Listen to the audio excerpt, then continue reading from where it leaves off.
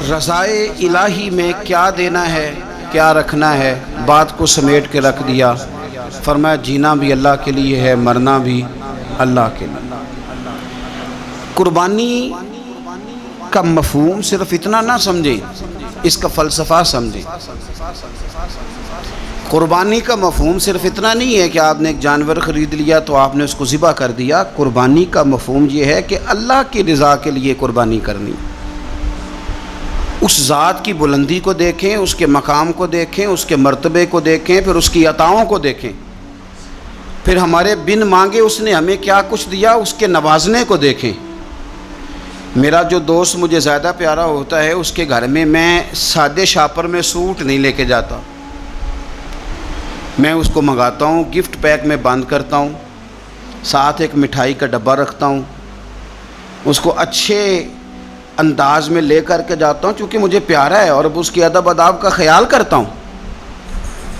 تو آپ اس بات کو اچھے طریقے سے سمجھ لیں کہ قربانی کا مفہوم جانور کو ذبح کر دینا نہیں، قربانی کا مفہوم تو رب کی رضا کو پانے کا نام ہے، اللہ کی رضا کو پانا ہے۔ وہ کتنا اعلیٰ ہے، تو جب اس کی بارگاہ میں تحفہ بھیجنا ہے تو پھر آپ نے جانور کو پیش نظر نہیں رکھنا، پھر تو آپ نے اس مالک کو پیش نظر رکھنا ہے کہ جس کے شایان شان ہم کچھ پیش کرنے کی صلاحیت اور قابلیت نہیں رکھتے۔ تو اللہ کی ذات کے شایان شان دیکھیں نا، قرآن مجید نے ایک سوچ ہمارے ذہنوں میں پیدا کی۔ فرمایا اگر تم چاہتے ہو نا کہ تمہیں بھلائی ملے اور تم درجہ ابرار میں داخل ہو جاؤ، ان الابرار لفی نعیم، وہ ابرار جنہیں اللہ جنت میں داخل کرے گا، تم بر تک پہنچ جاؤ، تو پھر فرمایا لن تنالوا البر حتی تنفقوا مما تحبون۔ فرمایا تم ہرگز بھلائی کو نہیں پہنچ سکتے جب تک اپنی پیاری چیز راہ خدا میں خرچ نہ کرو۔ مما تحبون یعنی وہ شے جس سے تمہیں پہلے پیار ہو جائے، جس سے پہلے تمہیں محبت ہو جائے، جو تمہاری پیاری ہو، وہ تم راہ خدا میں۔ آپ اس مفہوم کو اچھے طریقے سے ذہن میں ہم لوگ کیا کرتے ہیں، ایک جانور لینا ہے، بس ٹھیک ہے جی مناسب مل گیا تھا ذبح کر دیا۔ آپ اس کیفیت کو تو سمجھیں کہ یہ تحفہ کسی معمولی آدمی کو نہیں دینا، یہ رب کریم کی بارگاہ میں پیش کرنا۔ آپ ناراض نہ ہوں تو ہم تو معاذ اللہ قربانی کے موقع پر بھی جوے کا انتظار کرتے ہیں، آخری دن دیکھوں گا جوا چڑھ گیا دب گیا، اگر تو جانور بڑا نیچے گر گیا تو موج بن گئی، مثلا کیا ہو جائے گا، 20,000 سستا ہو جائے گا کیا؟ تو آپ کا یہ نفع نہیں کہ اللہ کی رضا کے لیے 20,000 اور زیادہ لگ جائے اللہ کے راستے میں۔ وہ جو سٹیٹس تھا نا رب کی رضا کے لیے دینے کا، اپنی پیاری چیز مما تحبون، اور اس کے تحت ہمارے مفسرین نے لکھا اس سے مراد صرف مال دینا نہیں کہ کوئی بندہ سمجھے صرف مال دوں گا تو نیکی تک پہنچ جاؤں گا۔ وہ کہتے ہیں اگر تجھے برادری پیاری ہے تو برادری قربان کر مصطفیٰ کے نام پر، اگر تجھے عہدہ پیارا ہے تو اپنا عہدہ قربان کر نبی پاک کے نام پر، اگر تجھے علاقہ پیارا ہے تو ہجرت کر رسول اللہ کے نام پر، اور اگر تجھے اپنی ذات پیاری ہے، اگر تجھے اپنا آپ پیارا ہے تو جان پاویں نہ جان میرے محبوبہ، میں تے لگیاں توڑ نبھیساں، راہ تیرے وچ رول کے مرساں، تے قدم نہ پچھا ہٹیساں، سجنا جان امانت تیری، تو جدو منگ سے میں پیش کرے سا، جان امانت تیری جدو منگ سے میں پیش۔ ہمارا جو معیار بنے نا اللہ کے راستے میں دینے کا، وہ بڑا کمزور ہے، اس میں لطف نہیں، اس میں حضرت عبداللہ ابن عمر، یہ سادی باتیں ہیں پر اس کے کبھی حسن کو سمجھیں۔ شکر کھانا انہیں پسند تھا، کس میں ہوتی ہے نا، کچھ لوگوں کو گوشت پسند ہوتا ہے، تو کچھ بچے ایسے ہیں کہ وہ گوشت پک جائے تو وہ گھر سے نکل جاتے ہیں اس دن۔ حضرت کو شکر بڑی پسند تھی تو شکر کی بوریاں منگاتے تھے اور وہ منگا کے اللہ کے راستے میں خیرات کرتے تھے۔ آپ کے صاحبزادے کہتے حضور آپ پیسے دے دیں، کسی بندے کو کوئی ضرورت ہوگی تو وہ وہاں وہ لگا لے گا، تو آپ فرمانے لگے اللہ کہتا ہے پیاری چیز خرچ کرو، تو مجھے یہ پیاری ہے تو میں یہ نہ خرچ کروں۔ جو چیز آپ کی محبوب ہے، جو آپ کو جان سے عزیز ہے، جس سے آپ کو دلچسپی ہے، وہ جب آپ اللہ کے راستے میں دیتے ہیں تو پھر آپ یؤمنون بالغیب کی ایک بڑی خوبصورت تفسیر بن جاتے کہ آپ نے تحفہ سجا کے، سوار کے، نکھار کے، خوشبو لگا کے، اچھی پیکنگ میں آپ نے اپنے مالک کے حضور پیش کیا. لیکن اگر آپ کہیں کہ اوہو خرچے بڑے زیادہ تھے، پہلے ہی حالات پہلے ہی بڑے خراب تھے، اب قربانی بھی سر پہ آ گئی ہے، معاذ اللہ، تو آپ نے نا وہ مزہ خراب کر دیا، وہ ذائقہ نہیں ٹھیک رہا. وہ تو سودا ہی بڑا قیمتی ہے. وہ کہتا ہے تو ایک دیتا جا 70 لیتا جا، اور نفع ہی نفع، نقصان والا کھاتا ہی کوئی نہیں. تو قربانی کا ماحول سمجھے، مزاج سمجھے، پیاری چیز. وہ 10 دن آپ کے پاس رہے، اس سے آپ کو دلچسپی ہو جائے، کبھی آپ اسے دیکھنے جائیں، کبھی گھاس ڈالنے جائیں، کبھی اس کی پشت پہ ہاتھ پھیریں. یار نبی پاک کا قربانی کے ساتھ جو ذوق ہے اس کو ملاحظہ تو کریں. کبھی نہیں کہا سیدہ فاطمہ سے کہ اپنے کمرے سے باہر آ، کبھی نہیں کہا، کبھی نہیں کہا حضور نے. اور پھر میں غریبوں سے بھی کہتا ہوں کہ نبی پاک پر کبھی زکوٰۃ فرض نہیں ہوئی، اتنا مال ہی نہیں تھا کہ زکوٰۃ فرض ہو، کبھی زکوٰۃ فرض نہیں ہوئی. لیکن قربانی حضور ایک نہیں دیتے تھے، 2 دیتے تھے. اور ایک اونٹ میں 7 حصے ہوتے ہیں، 7. لیکن جب حضور حج کرنے گئے تھے تو میرے نبی پاک نے 63 اونٹ ذبح فرمائے.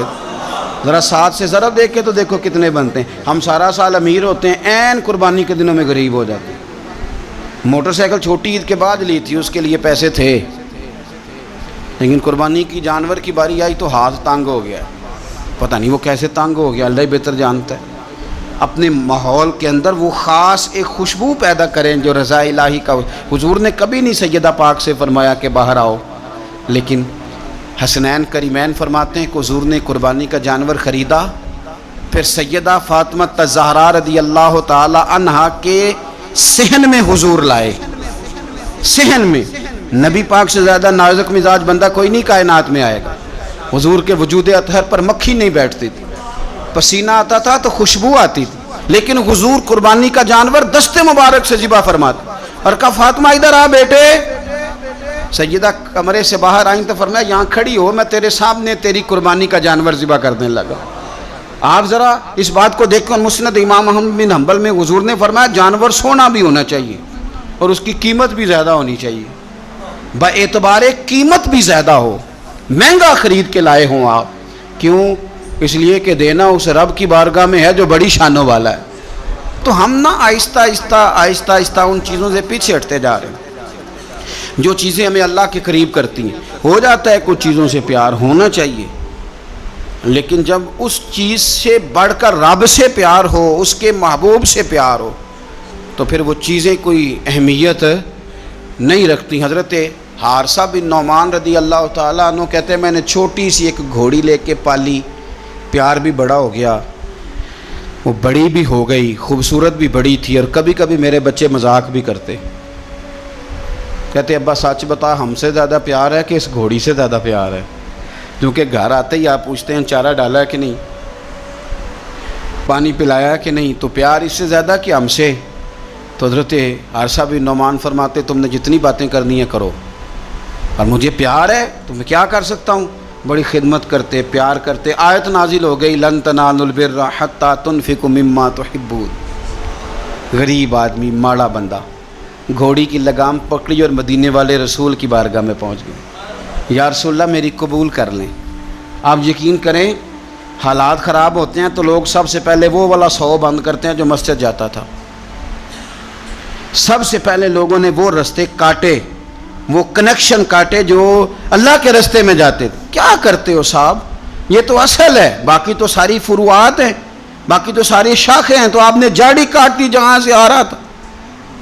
اپنی ساری ضروریات لوگ پوری کریں گے اور 1.5 لاکھ تنخواہ میں سے پورا 2000 مسجد دے کے کہیں گے دیا تو ہے 2000. لیتے وقت کبھی نہیں حساب کریں گے کہ اللہ سے لیا کتنا ہے، دیتے وقت گنیں گے، شمار کریں گے.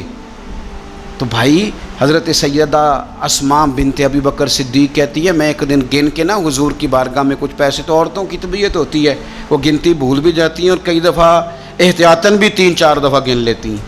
کہتی میں نے 2-3 دفعہ پیسے گن کے حضور کو دیے تو سرکار مسکرائے، فرمانے لگے اسماء رب کے رستے میں گن گن کے نہ دیا کر. یہ بخاری ہے، گن گن کے نہ دے. یا رسول اللہ کیا کروں؟ فرمایا تو اس کے رستے میں بے حساب دے، وہ بھی تجھے بے حساب ہی عطا فرمائے. زاہدوں نے یہ عجب کام کیا، عجب ہے کہ تسبیح کے دانوں سے جو کام لیا، چاہیے تھا کہ بے شمار پکارتے تجھ کو، یہ بھی کوئی بات ہے کہ گن گن کے تیرا نام لیا، یہ بھی کوئی بات ہے گن گن کے تیرا نام لیا۔ میرے عزیز سمجھ لیں اچھے طریقے سے، حضرت حارثہ بن نعمان گھوڑی لے کے آ گئے، یا رسول اللہ قبول کر لیں، تو حضور نے فرمایا تیری قبول ہو گئی۔ اس بات کو ذرا پھر ایک دفعہ سمجھ لیں، تیری قبول، حضور کو پتہ ہے نا اس کا پیار بڑا ہے، حضور کو پتہ ہے اس نے پالی ہے، پر لے آئے تو فرمایا تیری قبول رکھ لی، چونکہ آپ کی جو روحانی ترقی ہے وہ بغیر اس کے ممکن نہیں۔ حضور نے وہ رکھ لی گھوڑی، جناب حارثہ بن نعمان خوشی خوشی گھر چلے گئے، ان کے بیٹے زید بن حارثہ آئے، تو نبی پاک نے فرمایا یہ بھی اللہ کے راستے میں مجھے تحفہ ملا ہے، اب میں تجھے تحفہ دے رہا ہوں۔ حضرت زید بن حارثہ نے گھوڑی لی، دوبارہ گھر گئے تو والد کہنے لگے یہ کیوں لے آئے ہو، یہ تو میں دے آیا تھا، تو وہ بھی صحابی تھے نا، کہنے لگے آپ نے مصطفیٰ کو تحفہ دیا تھا، مصطفیٰ کریم نے مجھے دے دیا ہے۔ تو حضرت حارثہ بن نعمان رو پڑے، فرمایا دیکھو میرے کریم کا کرم، قبول بھی کر لیا ہے اور یہ بھی انہوں نے ثابت کر دیا ہے کہ رہے بھی تیری آنکھوں کے سامنے۔ تو اپنا وہ جو خاص ذوق ہے اللہ کی راہ میں کچھ دینے کا، جانور کو قربان کرنے کا، احسار کرنے کا، قربانی دینے، اس ذوق کو کبھی بجھنے نہ دیں۔ دیکھیں نا نبی پاک صلی اللہ علیہ وسلم نے نا حد بیان کر دی، اور میرا خیال ہے یہ حدیث سمجھنے کے بعد بھی اگر سخاوت کا ذوق پیدا نہ ہو تو پھر بندے کو نا سرجری کرانی چاہیے دل کی، پھر اس کو سرجری کی ضرورت ہے۔ نبی پاک صلی اللہ علیہ وسلم نے فرمایا اللہ کے راستے میں خیرات کر کے جہنم سے بچ جاؤ، اللہ کے راستے میں خیرات کر کے جہنم سے بچ جاؤ، اللہ کے راستے میں دے کے جہنم سے بچ جاؤ، اگر کچھ نہ ہو سکے تو کھجور کا ایک ٹکڑا ہی اللہ کے راستے میں خیرات کر دیا کرو۔ اگر یہاں بھی ذوق، یعنی کھجور بھی پوری نہیں، کھجور کا ایک ٹکڑا، ساری زندگی یہی رونا رونا ہے ہم نے کہ غریب بڑے ہیں، بڑے حالات خراب ہے، ماڑے بڑے ہیں، پوری نہیں پڑتی، اس سے آگے بھی جانا ہے کہ ادھر ہی رہنا ہے۔ دیکھو یاد رکھو اچھے طریقے سے سمجھ لو کہ فرمایا صدقہ دے، چاہے کھجور کا ایک ٹکڑا ہی دے، ایک ٹکڑا کھجور کا۔ اب سمجھ لیں بات کو، ہمارا جو معیار اب خرچ کرنے کا ہے نا، وہ تو ہم نے امیر لوگوں کے ذمہ لگا دیا ہے، اور امیر بیچارہ بھی وہ کئی دفعہ الجھ جاتا ہے، وہ کہتا ہے جناب کس کس کو دیں، مسجد کو، مدرسے کو، گلی بنانے والوں کو، قبرستان بنانے والوں کو، غریبوں کو، بیواؤں کو، سب کو پتہ چل گیا محلے میں فلانا بندہ امیر ہے، تو ہر ایک کی توجہ اسی کی جانب ہے۔ اور میں نے تو اپنی زندگی میں یہ بھی دیکھا ہے کہ امیر کے پاس پیسے آ جائیں تو لوگ اس طرح شکوہ کرتے ہیں کہ دیتا نہیں، جیسے اس کے نہیں اس بیچارے کے پیسے ہیں۔ اس کے بہن بھائی کہہ رہے ہوتے ہیں دیکھو جی خود کروڑوں کی جائیداد خرید لی، ہمیں 5,000 نہیں دیا۔ بھئی خدا کے بندے پیسے اس کے دے چاہے نہ دے۔ تو جب ہم سارے مل کے سخاوت کریں گے، جب امت ساری یہ شعور پیدا کرے گی، بیدار کرے گی اپنے دل میں باتیں کہ میں نے اللہ کے راستے میں کچھ دینا ہے، تو پھر تھوڑا تھوڑا کر کے، میں اکثر کہتا ہوں کہ ایک پوری یونیورسٹی قائم کر دینا بھی بڑا کمال ہے کہ میں نے اپنے شہر کے اندر ضلع میں ایک یونیورسٹی قائم کر دی، ایک انسٹیٹیوٹ بنا دینا بھی بڑا کمال ہے، اور ایک مدرسہ قائم کر دینا قرآن و سنت کا بہت بڑا کمال ہے۔ لیکن ہم یہ سارا کچھ نہیں کر سکتے، ایک غریب بچے کا خرچہ تو اٹھا سکتے ہیں کہ نہیں؟ اگر آپ نے ایک غریب بچہ باشعور کر دیا، تعلیم یافتہ ہو گیا، تو آپ نے یونیورسٹی کا کام ہی کیا ہے۔ لیکن ہم اس طرف بھی آنے کو تیار نہیں ہوتے۔ اپنی قربانی کے لحاظ سے ماحول کو سخاوت کا رنگ دیں، ماحول کو ذوق کا رنگ دیں۔ ہمارے ہاں لوگ پوچھنے لگ جاتے ہیں کہ قربانی کا سارا گوشت گھر میں رکھنا جائز ہے؟ بالکل جائز ہے۔ سارا گوشت کیا، پورا اونٹ آپ گھر میں کھا لیں، شریعت آپ کو منع نہیں کرتی، لیکن کس نے کان میں بتایا تھا کہ قربانی کے بعد گوشت ملنا ہی نہیں؟ آپ یقین کریں، پوچھیں الیکٹریشین لوگ جو یہ کام کرتے ہیں، مکینک لوگ، ان سے پوچھیں، وہ کہتے ہیں سب سے زیادہ فریزر کا کام آنے لگ گیا، لوگ فریجیں ٹھیک کرا رہے ہیں اس لیے کہ گوشت سٹاک کرنا ہے، پتہ نہیں اس کے بعد کوئی بکرا ہاتھ آئے کہ نہ آئے، آخری سمجھ کے کھانا ہے۔ ایسا نہ کرو۔ اگر سارا گھر میں رکھنے کا مفتی صاحب سے فتویٰ پوچھ لیتے ہو تو کیا کسی مفتی نے یہ فتویٰ نہیں دیا کہ سارا بانٹ دینا بھی جائز ہے؟ یہ بھی فتویٰ پوچھو کسی سے، قربانی ساری رکھنی بھی جائز ہے اور ساری بانٹ دینی بھی، ایک لقمہ بھی نہ کھائیں، ساری بانٹ دیں، آپ بانٹتے رہیں، رب کریم آپ کو اور دینے کا ارادہ فرماتا رہے گا۔ تو اپنے ہاں یہ ذوق، اللہ کے راستے میں خیرات کرنے کا شوق، وہ خاص توانائی، وہ خاص اور پیاری چیز۔ حضرت انس بن مالک رضی اللہ تعالیٰ عنہ فرماتے ہیں میں بڑا فرما بردار تھا اپنی ماں کا۔ اماں چولہے میں آگ جلانے لگتی تو حضرت انس بن مالک عرض کرتے اماں جی آگ تو مجھے بھی جلانی آتی ہے، روٹیاں نہیں پکانی آتی، تو میں آگ جلا دیتا ہوں، اب روٹیاں پکا دیں۔ بچے سارے ہی اچھے ہوتے ہیں پر کچھ کی ادائیں بڑی نرالی ہوتی، وہ فرما بردار ہوتے ہیں، ان سے پیار ہو جاتا ہے۔ حضرت انس بن مالک کہتے ہیں میری اماں بڑا پیار کرتی تھی، میری عمر 10 سال ہو گئی اور مدینہ بھی سارا نور سے بھر گیا، مدینے والے رسول ہجرت کر کے تشریف لے آئے۔ اب یہ لاڈلے بیٹے ہیں، ماں کے لاڈلے بیٹے، اللہ اکبر۔ ماں نے کیا کیا؟ حضرت انس بن مالک کا بازو تھاما، مدرسے میں نہیں لے کے گئیں، یونیورسٹی میں نہیں لے کے گئیں، کالج میں نہیں لے کے گئیں، جہاں سے سارے علم جنم لیتے ہیں نا، جہاں سے ساری یونیورسٹیاں بنتی ہیں، اس محبوب کی بارگاہ میں بیٹا پیش کر دیا۔ دل پہ ہاتھ رکھ کے بتاؤ میں نے کہہ دیا، آپ نے سن لیا، عشق ہو جائے ہمیں مرشد سے، عشق ہو جائے ہمیں استاد سے۔ لوگ بچہ پڑھنے کے لیے تو ان کے ادارے میں بھیج دیتے ہیں، کبھی آپ نے سنا ہو کہ کوئی بچہ اس لیے بھیج دے کہ یہ آپ کے گھر کے کام کاج کرے گا؟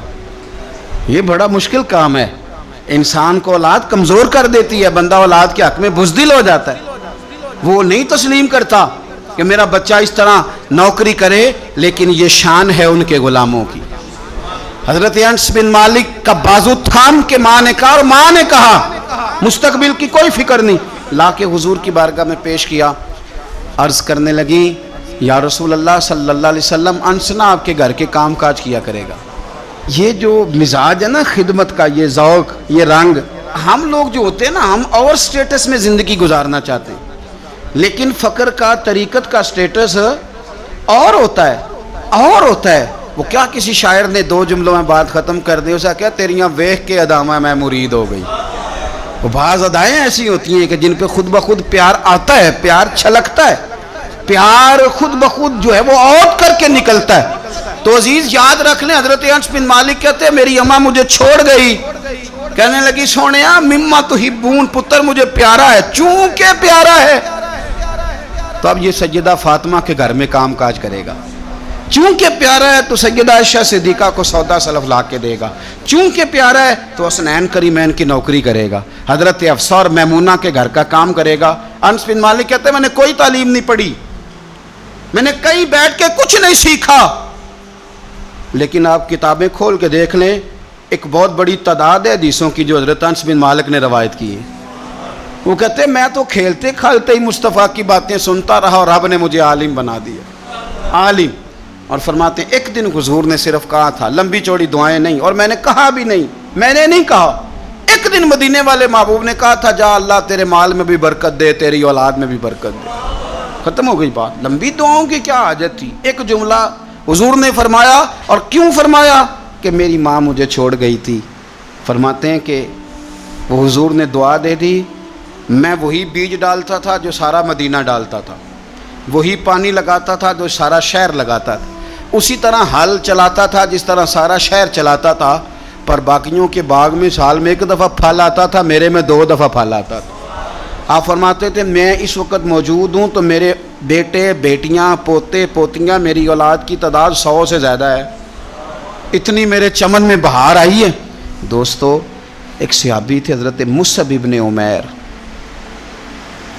چڑھتی جوانی، بڑے خوبصورت کپڑے، اتنا مہنگا جوڑا مکے میں اور کوئی نہیں پہنتا تھا جتنے مصعب ابن عمیر پہنتے تھے، اتنی اعلیٰ قسم کی چیزیں اور کوئی نہیں کھاتا تھا جتنی وہ کھاتے تھے، لاڈلے تھے۔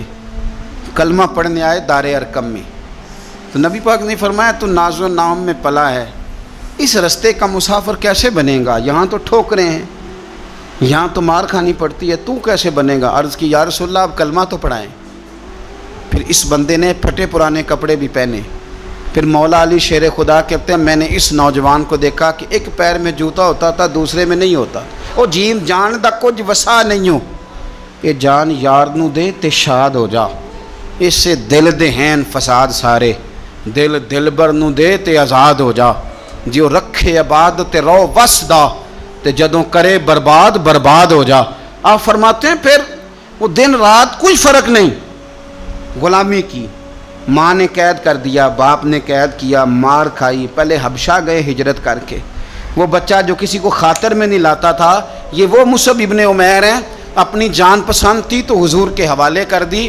مدینے میں نبی پاک نے انہیں اپنے سے پہلے مبلغ بنا کے بھیجا، ہر سردار کی منتیں کی، ہر سردار کی منتیں کی، کلمہ پڑھ لو۔ وہ چڑھتی جوانی، بڑا بادشاہ آدمی، لوگ اپنا رویہ توڑنا نہیں چاہتے۔ جو بندہ زندہ ہوتا ہے اس میں لچک ہوتی ہے، جو پورا اکڑ جائے سمجھو مردہ ہے، اور جو آدمی لچک والا ہو وہ تو بڑے کام کر لیتا ہے، اور اگر اکڑ جائے تو پیروں میں بھی شے آ جائے تو پکڑ سکتا۔ یہ سمجھ لینا بہت سارے لوگوں کو زندگی میں کچھ نہیں ملا، اس لیے کہ وہ اندر لچک ہی کوئی نہیں تھی، تکبر کے بت بنا کے پوچھتے رہے ساری زندگی، تو ملے گا کیا؟ مصعب ابن عمیر کہتے ہیں ہر چیز قربان کر دی حضور کے نام پہ، احد کے میدان میں شہید ہوئے۔